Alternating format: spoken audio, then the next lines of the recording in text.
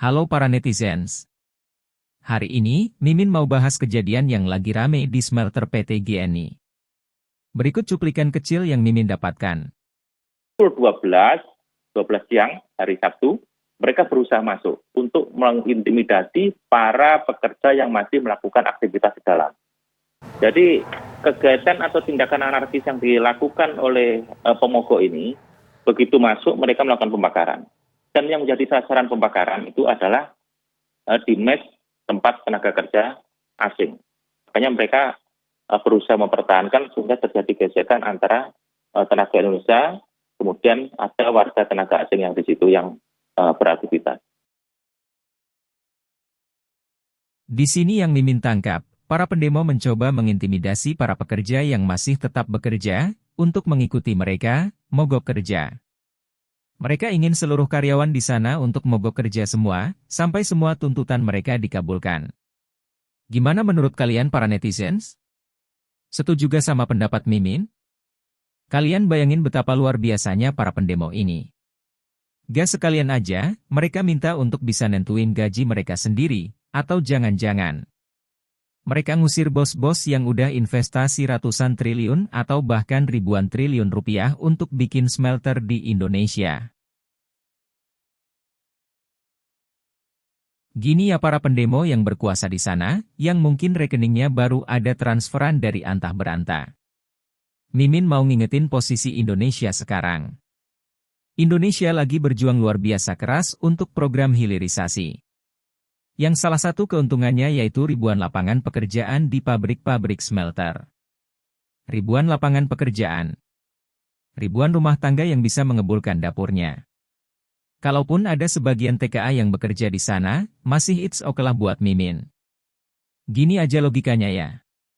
Kita ini baru punya smelter di Indonesia. Bisa gak kita langsung mengoperasikannya sendiri? Kita butuh waktu untuk alih teknologi. Kata-kata gampangnya, kita masih perlu diajarin sama pembuatnya.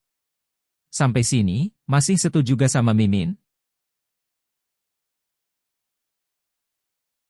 Mimin mau ngingetin kalian dengan kata, adu domba, atau divide et impera.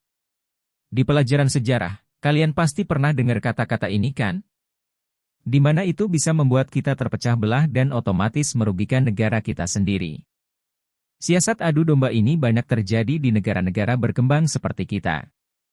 Terkait dengan kasus PT GNI ini, Mimin memiliki pandangan bahwa kasus ini merupakan suatu settingan oleh pihak-pihak yang merasa dirugikan dengan kebijakan hilirisasi Indonesia.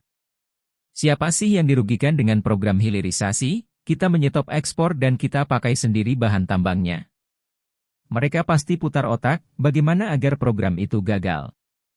Para investor dibuat tidak jadi menanamkan modalnya di Indonesia. Sehingga mereka tidak jadi membangun pabrik-pabrik smelter yang baru, yang digembar-gemborkan oleh pemerintah Indonesia.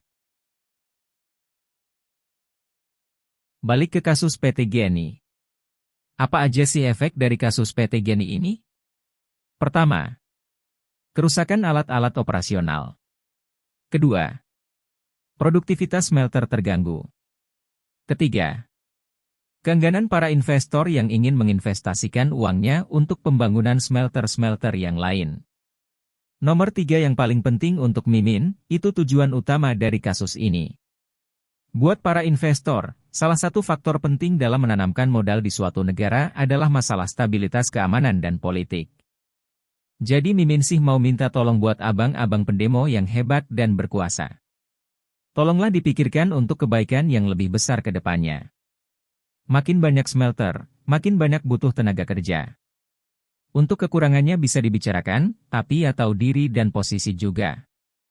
Untuk Pak Polisi, kami percaya bapak-bapak akan bekerja semaksimal mungkin dengan jujur dan adil. Cari orang di belakang ini semua Pak. Untuk stasiun TV atau Channel 2 di sosial media, bekerja samalah untuk kemajuan bangsa ini. Jangan semakin digoreng dengan masalah TKI dan TKA, yang akan memperparah keadaan. Bersama-sama kita mencoba membuka wawasan semua orang agar saling bekerja sama akan lebih baik daripada ribut-ribut. Sekian dari Mimin.